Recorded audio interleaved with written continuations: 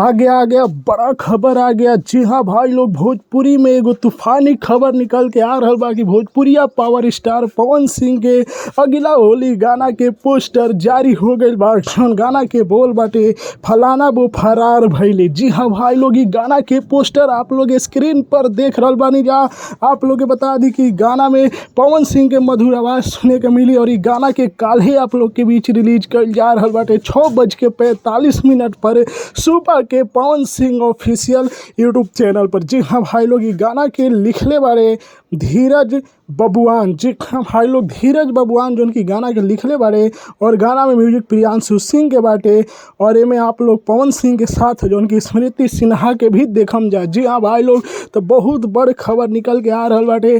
Power star Pawan Singh के तीसरा होली गाना के पोस्टर जारी कर दिहल गईल बा, जो उनके स्क्रीन पर आप लोग देख रहल बानी जा।